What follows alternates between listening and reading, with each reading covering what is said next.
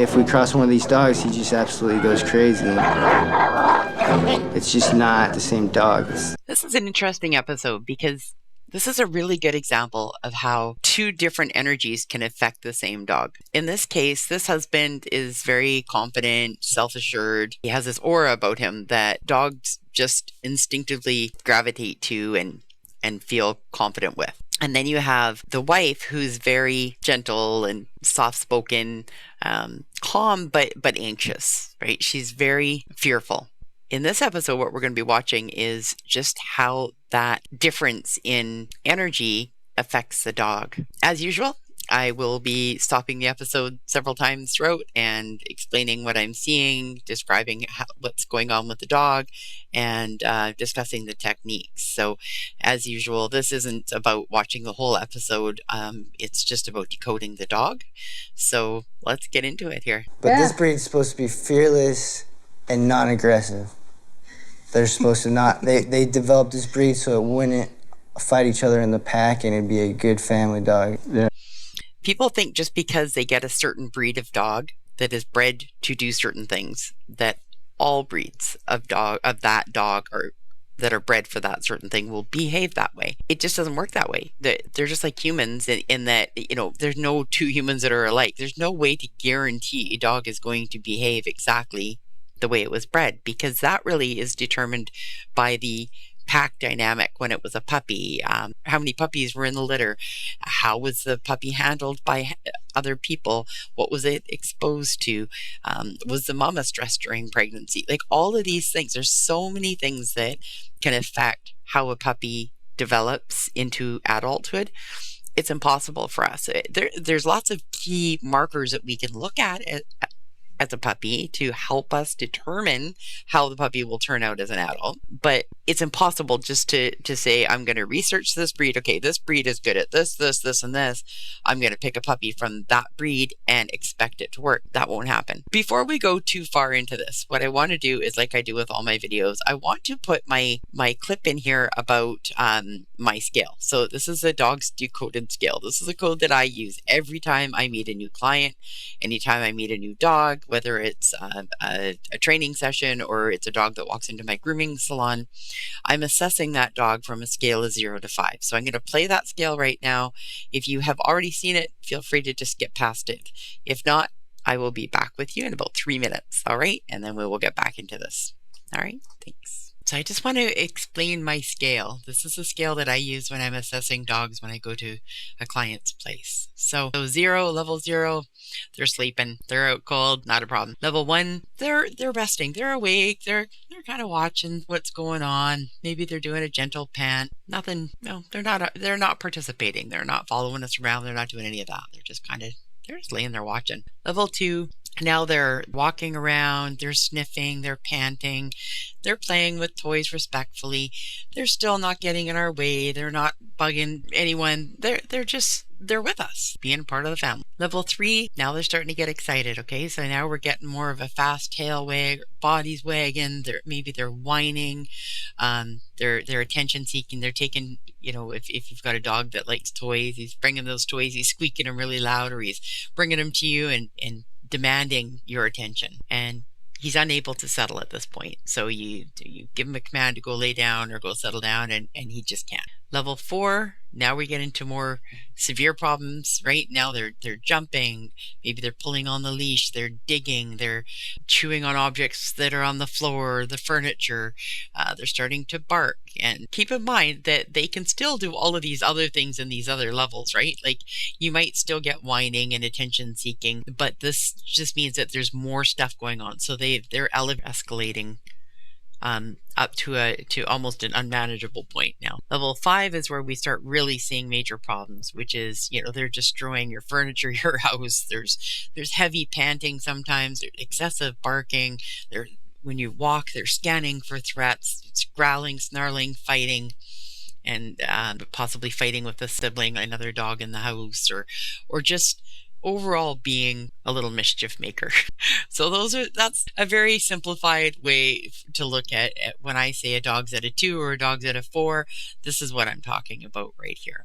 Okay, so Our goal as the owners or as handlers, we want to keep our dogs between a 0 and a 2. That's the perfect zone, right? If we're out walking, we're taking them for a walk, maybe we're throwing the ball for them, they can start to get into, a 3 a little bit. But we really do want to keep, every time we start seeing our dogs start to get a little bit more excited, we want to ask ourselves, okay, what level are they at? We want to try to keep them at that level. So as soon as we start seeing them rise up, we say, knock it off and settle them back down. It's a lot easier to keep our dogs at a level 2 and correct them just as they get to a level 3 than it is to wait for our dogs to get to a level 5 and then try to get them to a level 1. It just doesn't happen. They're just too far gone at that point. All right, perfect. So now that you've had a chance to watch my scale, it's important that I play that in the beginning, because what I want you to do is use that scale, have it in your mind as we're assessing these dogs. You're going to hear me very often refer to that scale. I'm going to say the dog's, at a 5, or the dog's at a 3, and I just want you to understand why I say it so that you can look at it and go, oh, okay. Because our job, as I said in the video, our job is to keep our dogs at around a 2. That's the perfect level. So as soon as we see our dogs starting to creep up and get a little bit higher on that scale, we need to correct them right at the beginning of that creep and not wait until they get all the way to a 3, 4, and 5. Our goal is to keep them at that 2, or, kind of right around that, bouncing in that range. So anyways, let's get into it. I'm quite excited about this episode. It's a good one. He did, the proper research. He went all the way to Argentina to get top of the line bloodline, and then he received instructions from dog training point of view. Right off the bat, I notice his energy is it's perfect for a strong, well, any dog, but especially a strong breed like this. So I'm gonna just fix the frame here. This looks horrible. There, that's a better picture. What I noticed right off the bat is somebody knocked on the door. He walked over to the door without even saying a word. He just used his hand. Perfect body language, the signal. He was very authoritative, get back. The dog instantly went, okay, and turned around and started walking away. My concern is that he's pushed the dog too far away. When I go into a client's house, I get a dog that guards the door. What I usually do just to help the client is I'll put a piece of tape in front of the door, usually about 2 or 3 feet away. And I say, from now on, we're not going to allow the dog to move past that tape. He can come to the door with you, but he has to stop at the tape. And it's just basically a visual barrier for the owner to just kind of help them reinforce that you want to claim the space in front of the door as your own. An open door is not an invitation to run out. It is not an invitation to barge past me or you. This is what you need to do. You need to stand here, and then you can smell the guest from that distance. What he's done is he's basically said, just go to your bed and ignore all this excitement at the door. He's disconnecting the dog from the pack. We want to keep our dog as part of the pack. We want to allow them to be a pack member. They are a pack member. They just have to know their place in the pack. So by having them go all the way across the room and go lay on a bed, that's actually going to do more damage than good, because what we're basically saying is you're not even part of my pack. You're way over here. And that's a disconnect between the owner and the dog.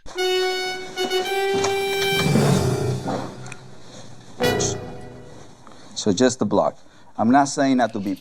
So you notice again, he just blocks him as he basically, in his mind, he has an invisible line that he's put on the floor, and he's just going to make the dog stop at that line and say, you don't need to barge past. You can smell. Dogs are very good. They can smell from clear across the room. They don't need to be right up into somebody's personal business. They can be, 2, 3 feet away. Part of it. I'm just saying, don't pass me. Right? So this way it's easier for him, and it's actually, it makes him feel part of this shaking hands. He's not going to shake hands. He's just going to smell his rear. Right. I just want to say this is really important, because I know a lot of people miss the step about an open door is not an invitation to leave. If your dog is one of those dogs that, every time a door opens, it flies through, that needs to be your first step. You need to work on teaching your dog that an open door is not an invitation to leave. Usually what I do is I suggest that people start that in their house, doing it in, use a bathroom or your bedroom. Bedrooms are usually a good place because they have a door And what you can do is you can have your dog be on one side with you in the room, open the door, and usually your dog will just rush right through. But now you're going to start practicing this ritual. You open the door, the dog has to stand. You come through, and then you invite your dog through. And you can start doing that in a controlled environment like your room. And then as the dog gets to the point where it just naturally starts waiting for you to give a command to go through, then you can start practicing with an open door and a visitor coming. But you do have to be careful, obviously. If your dog's one of those dogs that wants to run through the door, you need to teach him right off the bat that no, this line cannot be crossed. Just because the door's open doesn't mean you get to come through. Right? That's what it's going to take. See it? Smell everything around. There you go. So he needs to, there you go. Then he moves. That means he's done. Once a dog has assessed a threat and decides that it's no longer, it's not a threat or it's nothing to be concerned about, they instinctively turn away, right? They'll turn their head, they'll turn their body, they disengage. It's like, you're no longer an interest to me, you're safe, I don't have to guard you anymore, and they walk away. So that's what Diego did here, is he just kind of, he went in, he smelled, he investigated, he said, you're not a threat, and then he turned and walked away, which is what we would expect, we'd hope. Paul leaves to find a neighbor to play the next visitor. Diego usually follows him, and I'm waiting for the door to stand wide open, and Diego just goes out with Paul, and I get, at that moment I was like, Diego, wait! So this is something that I actually made a little slide today just because I wanted to explain this. So I'm going to pull the slide up here and I will be right back. Just give me 2 seconds. Okay, guys, don't laugh. This is just I'm not an artist. I'm a dog trainer. I'm not an artist, but this is what I've come up with. Okay, so I called it the Dogs Decoded, Decoding the Scent of Fear. It's not just fear, though. It's anxiety, stress, anger, all of these things. So as soon as we start feeling anxious, we feel nervous, guilty, all of those things, our body produces a chemical. Okay, it produces a bunch of chemicals. 3 of the most common chemicals that our bodies produce and dogs are extremely sensitive to is indole, cortisol, and adrenaline. Okay, so our body just, as soon as we start creating them, we don't realize we're doing it. It's a stress chemical. So it happens as soon as we start feeling it. It comes out in our breath. It comes out in our sweat. It just leaks out of us. Okay. It's actually like a cloud of stress all around us. And our dogs pick up on that. They smell that instantly. Research, actually, I was looking this up just a few days ago. They say that dogs can detect this smell with 94% accuracy.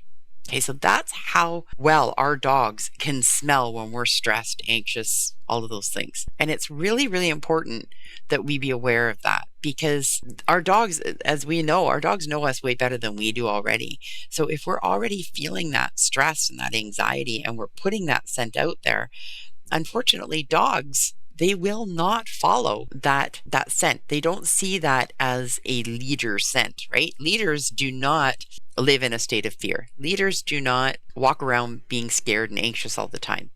Leaders are calm, confident, self-assured. So the reason I'm showing this is because when we're going to go back now to the video, you're going to notice that the wife here, she's very nervous. She's very anxious.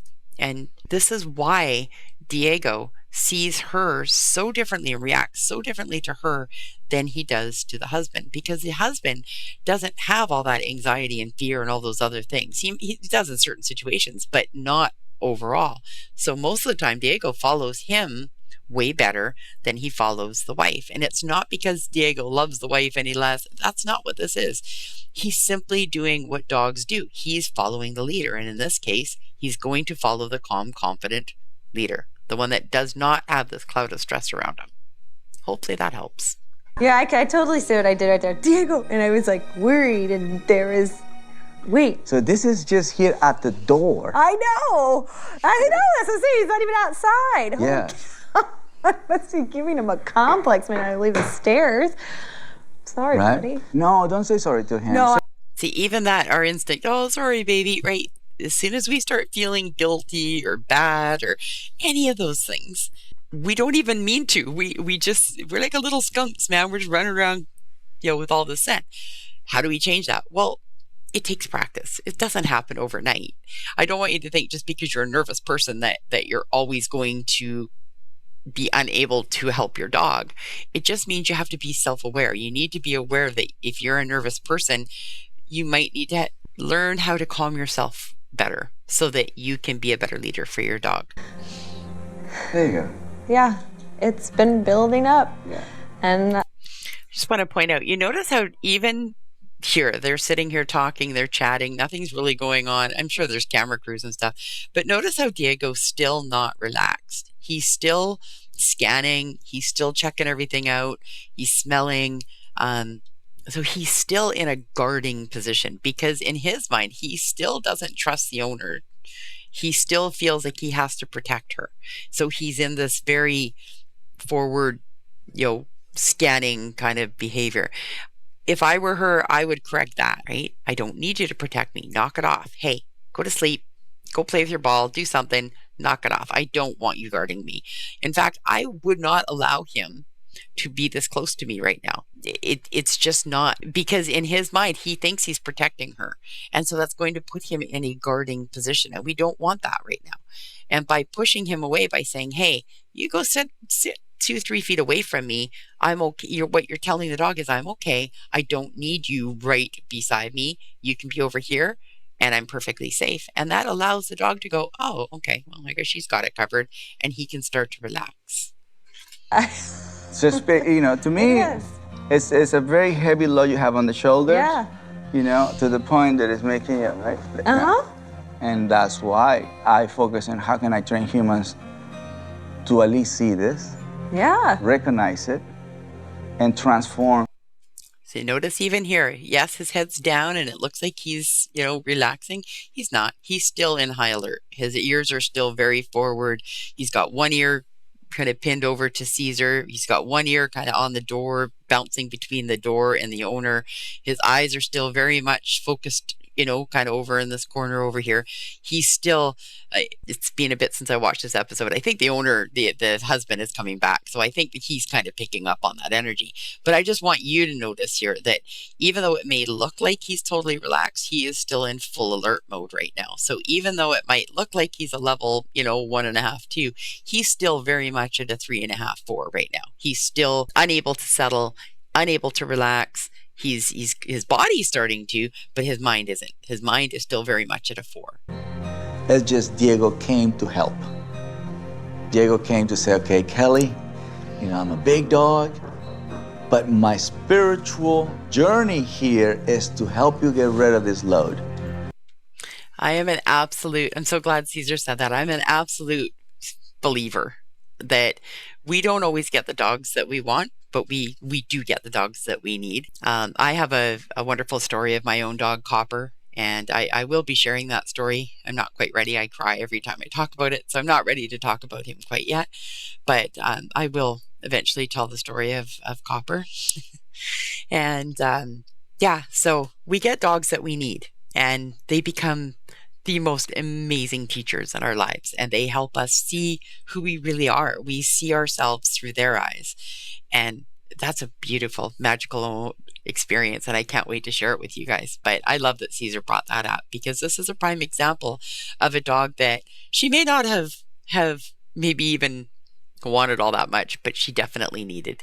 Hey, how you doing? Good to see ya. Hey. Let me check it. Yeah. Oh. So you notice her body language. She was very soft. She walked right over to the door. She didn't address the dog first. She just kind of casually, she didn't even casually, she just walked right over to the door and opened it up. So what you need to do is, before you even open this door, before you even reach for the handle, as soon as you get up and you start heading towards that door, you need to, hey, point to the dog and get the dog to step back, right? The dog should never rush you to the door. He needs to understand you're the leader. It's your door, not his. And he needs to follow you, not lead you. So that was her first step. Now notice, because she was so soft, Diego just brushed right past her. Her energy was way too soft, way too weak. He just went right past and went right to the visitor.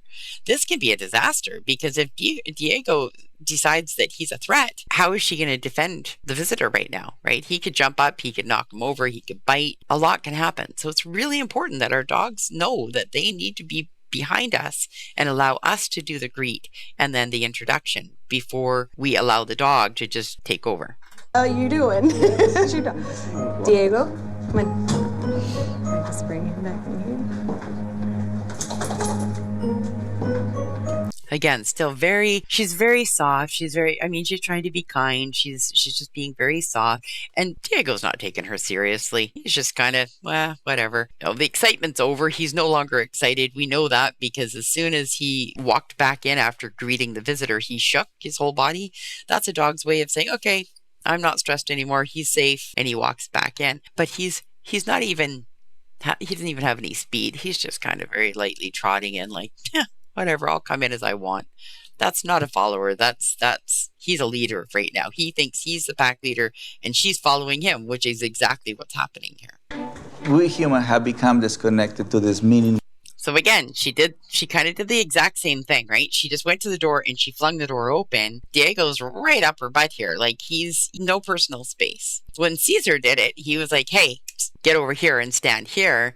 But she didn't address the dog again. She just kind of went in and opened the door. So it's really, really important that you, as Cesar just said, you need to have intention, which means you, in your mind, you're like, okay, I'm going to go to the door. I'm going to turn. I'm going to ask the dog to take a step back. Stand here.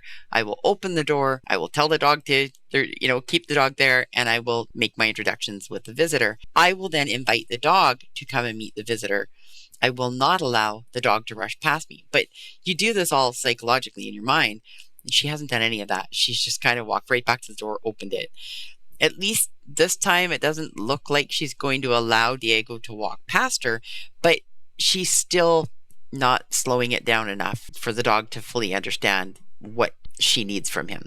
For process. Good to see you. Come on in. Pass. There you go.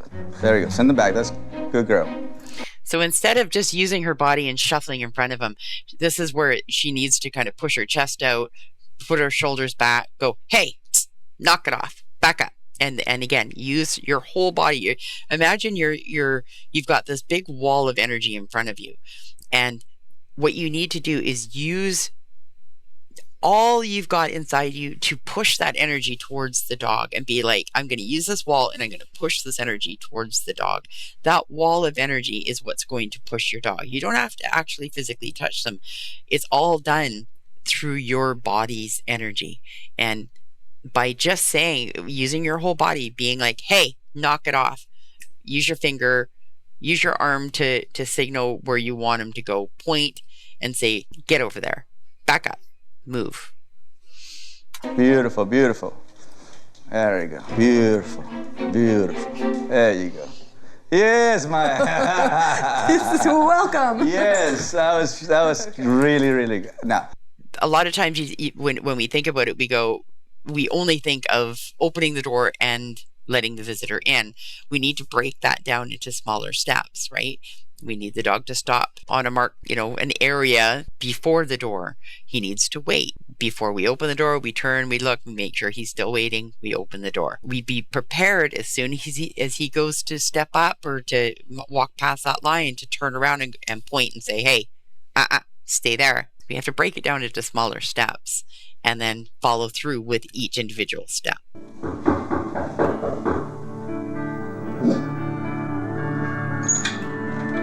Hi, how you doing? Good to see you. See, again, this would have been a great time. Instead of just immediately reaching for the door, hesitate before you open the door. Turn, look at your dog, make sure your dog isn't rushing you. Especially in a situation like this where, this time he didn't do it, but usually he rushes. So before you ever reach for that door handle, you're turning around and giving your dog the instructions to stay. Yeah. Come on in. He's not even paying attention. wow, beautiful. Beautiful. There you go. Much better block, but it would have been better if she had stopped him way back when he was at sitting on the floor there. If as soon as he went to get up, she went, hey, no, and made him continue to stay down. And then she can invite him to come in and meet the guest instead of him just rushing past and having the exact same scenario, except now they're inside the door. I also note that he gets very excited when people come over. He turns playful. So he's excited. So he instantly redirects his excitement from the visitor to the toy and he wants to play. That's not necessarily a good thing. We don't want our dogs to become excited when visitors come over. They need to be calm and respectful. And it doesn't mean that they can't be happy when visitors come, but I don't think I would not encourage playing with a ball right at the door when visitors are first coming in, because that can lead to more problems. To work on Diego's aggression toward other dogs, Cesar enlists the help of Meatball, a bulldog whose recent encounter with Diego sent him to the vet's office. So right away, I want to say there's a few things. First of all, he's an adorable dog, but you notice where the collar is placed on this dog. Okay, they're using a pinch collar. The collar is way down here. So I'm going to put my little slide up here, my little example of where a collar should be, so you understand that what I'm saying, right? The collar needs to be up here. So I'm going to put that in here now, and then I'll come back and explain my thoughts of this particular clip. Very often you'll hear me talk about, the leash is too low, the leash keeps falling, or the owner's using the pinch collar in the wrong place, or the whatever collar. It doesn't matter what collar, whether it's a slip leash, a choke chain, a flat collar, prong collar, it really doesn't matter, okay? Here's the difference. If the collar is in what I call the communication zone, which is up here where the blue is, I've labeled it communication zone right here. This is where we want our collars to be. As soon as they start to migrate down, the further down they get towards this red zone here, the less control you're going to have, the less communication you're going to be able to have with your dog. It's just, and this is what happens. As you're walking, this collar will just naturally start to migrate down. That's normal. Our job is to just get in the habit of very gently reaching up and repositioning it. That's all there is to it. What I tend to see is the collars way down here. Usually they're just kind of sitting along this, almost the shoulder bone here. But what we don't want is here. Okay, there's no communication here for us. The dogs are not going to hear. And in fact, the further this goes down, the closer it gets to the shoulder, the more power a dog has. All right, so right away when I look at this dog, it's a red flag to me, because first of all, it's wearing a prong collar, which tells me that the owner has a hard time controlling the dog. And two, the placement on here, this isn't the best clip, unfortunately. Hopefully we'll see another one, but the collar is way down here. And as we just saw in my clip, this is not the communication zone. This is the choke zone. This is going to cause anxiety and stress and dominant behavior. We want that collar way up here. This is a communication zone. So right away, if I saw this dog right away, I would be like, I'm not letting my dog interact with this dog right now. It's not controlled. It's not balanced. It's a problem in itself. So I wouldn't even avoid, I just wouldn't allow my dog to interact. Diego has two jobs. One is fantastic, which he gets to become submissive. The other one, he gets to be excited, dominant. Notice how Cesar has the leash nice and loose. He's absolutely no tension on the leash, because we do not want to have the dog immediately feel tension. As soon as we put tension on the leash, the dog instantly feels like it has to go into a guarding position. So by having the leash loose, we're telling the dog there's nothing to be worried about here. We're just walking. There's absolutely nothing to stress about. She goes hunting. Let's get Diego in a civilian. They didn't really show it. You notice how Cesar pulled the leash up like that? The collar up, right? That it's something, especially with like short, flat-coated dogs, the collar is constantly migrating down. You're constantly having, it just becomes like breathing. You just reach down and you instinctively readjust it all the time, right? It's almost impossible to stop them from sliding down like that, especially the metal chokers like that. Now look at the conversation from me, Bo. Right. Your ears are forward, chest is up, head is up, intensity coming through his eyes. Look. Yeah, this is a bit better of a picture of the collar is way too low. This part needs to be up behind the ear, right? So this is way down on the dog's trachea. It needs to be up under the jawline. Right along here is where it needs to be, and it's too loose. But again, the dog's energy. He's staring this guy down. It would be like, walking down the sidewalk, and every time you see somebody, you're like, you're not saying anything, but the body language, you're staring them right down, and all that negative energy is just pouring out of you and towards every single person that you see. That's what this dog is doing to Diego right now. We want him. Notice how Diego turns his head, right? We've seen that in some of my other videos that I've shown. When dogs want to defuse or throw the white flag up, so to speak, that's what they do. They throw their shoulder, they turn their head, they say, hey, I'm no threat to you. I don't want to fight. I don't want to engage with you. And that's what he's doing here. To smell the scent. Right. And to understand that when he smells meatball, we want consummate steak. Okay. Can you imagine how stressful that would be? Could you imagine, just think for a minute, if you were walking down the sidewalk and somebody stared at you with this kind of intensity, you would want to crawl out of your skin, right? So Diego's actually doing a really good job here of just trying to deflect it and ignore it, because that's a lot of energy coming from this dog towards Diego. So there we move. So this pretty much is right now in the zone. So I'm going to watch tail as well. There you go. He's being very respectful here. Like his head's low, his tail's low. If he was super dominant, his tail would be straight up, like it'd be kind of curled up over here. His head would be up. Ears would be locked on to Meatball. His eyes would be, but he's not. He's being very soft. He's not being weak, but he's being very passive. I don't want to fight. Leave me alone.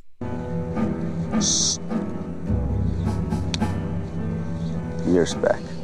Notice still no tension on that leash, the communication. All Cesar had to do was go, shh, and that was enough to tell Diego, okay, stop. And yeah, you could not ask for better. But I just really want to point out that there's no tension at all on that leash right now. If Cesar right now put any tension at all on the leash, that would be a signal to Diego to fight, and he would go into instant aggression mode. Wow. Tail. Wow. Relax. Look. So what he's following right now is energy. Little. So Cesar corrected that, because Diego went from being follower to all of a sudden shifting. He turned his shoulder and his head went towards Meatball, and for 2 seconds he went, huh.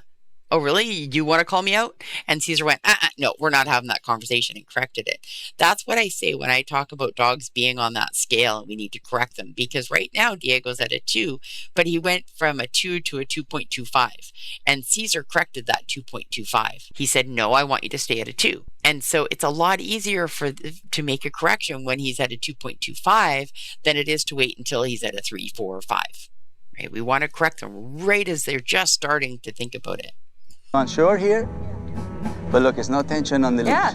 So you notice the owner of Meatball, the bulldog there, he keeps making the dog sit, and the dog is going through the motions. He's still sitting, but he's not at all engaged with the owner. He is still 100% focused on this dog. He's still throwing all that negative energy at Diego.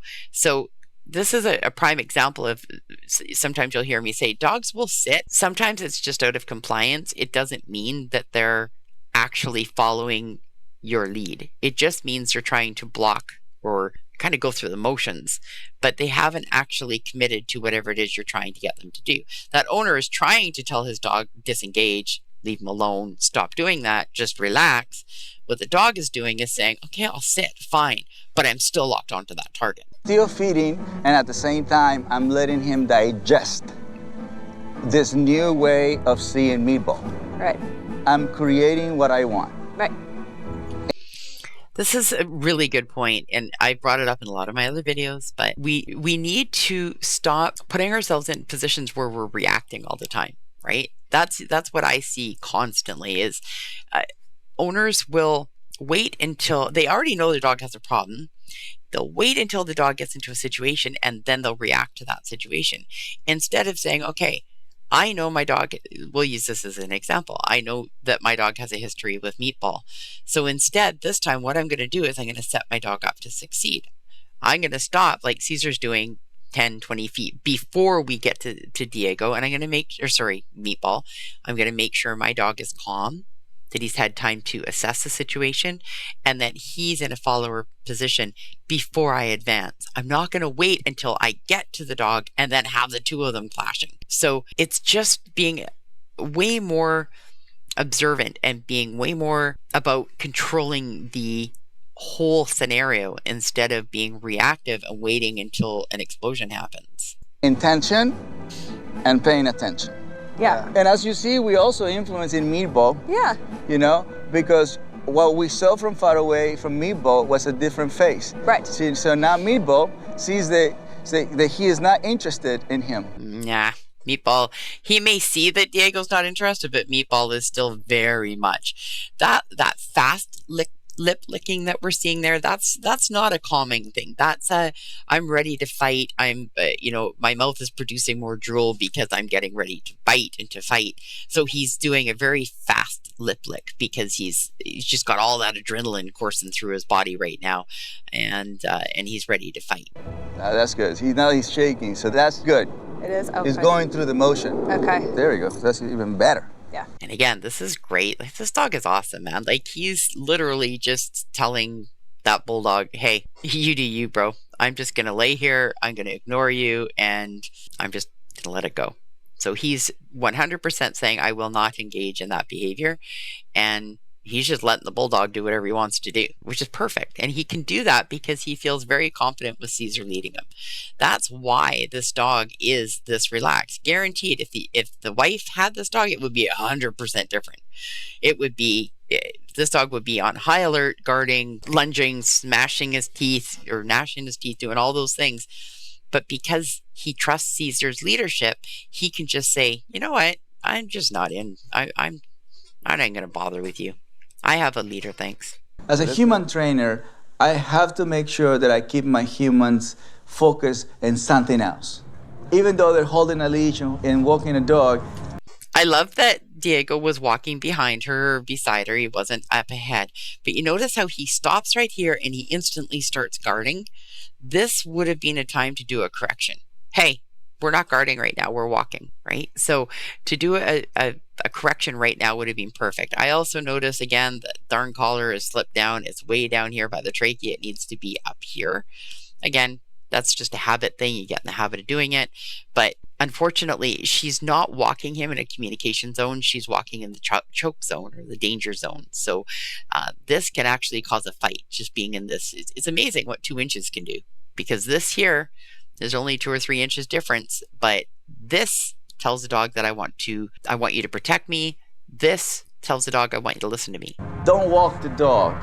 Walk with your mind, She's from Texas. Everything is big. So, see, he's scanning. He's walking, his head's up. He's scanning. Those ears are just flicking back and forth because he's constantly, his head's on a swivel, and he's checking for danger everywhere. His tail is very tense. It's not up quite yet, but it's very rigid. It's very stiff. Bigger than Texas. But she was not in. And you notice how he's already starting to speed up, and he's pulling her. So he's gone from being a follower to now she's the follower. Embracing that. To know where you're going, you have to know where you come from. So what do you like about Texas? The people. The people, I like the hats. They wear hats. And it feels like Mexico, but a little bit more. Yeah. Notice how Cesar's talking to her about Texas. And this is great because all he's trying to do, Cesar, if he ever decides to get into dog training, he should just get into being human psychologist, because what he's doing here is basically tricking the human into, instead of focusing on Meatball and that scenario, tell me about something you love, which is Texas. And she just goes right into it. She's like, oh, I like people. I like, it goes right into it. She almost forgets temporarily that there's this whole scenario playing out between Meatball and Diego. And because she's not as stressed about it, she's not releasing all of those chemicals that we talked about earlier. And the dog is picking up on that. He's just like, okay, we're just going for a walk. There's nothing to be worried about. He's not picking up those extra stress hormones. That's why I'm here. Sunny San Diego, California. Makes sense. Very good. Stay right there. Beautiful. Look what he's doing here. I love how he instinctively, instead of trying to go towards Meatball, he's actually trying to get behind the owner and move towards Cesar. So he's putting as much distance as he possibly can between Meatball and him. He obviously, now he feels more comfortable with the owner, so he trusts the owner and says, you know what, I don't need to guard the owner right now. I'm going to walk behind her. He's craving probably Cesar's leadership, so he's wanting to get closer to Cesar, which is totally fine. But he is completely different than he was earlier when he was trying to guard her and rush past her and just walk all over her. Now he's like, okay, the relationship's already shifted. So he's going, that's right. That's amazing. He's participating Yeah. at a higher level with you than he did it with me. Oh, fix that darn collar. That yawn that you're seeing here with the dog, that's very, very common with dogs that are under stress or they're trying to release the stress. That's how dogs do that. If you ever notice, you want to take your dog for a car ride, you want to do something, the dogs will get in the car. If they're really anxious or they're excited, they'll start doing that. And they give that high pitch of whine after the yawn. That's them trying their best to self-regulate and get rid of the extra stress. That's what they're doing over and over again. So, and we're seeing Diego do that right here, where he's just doing a yawn.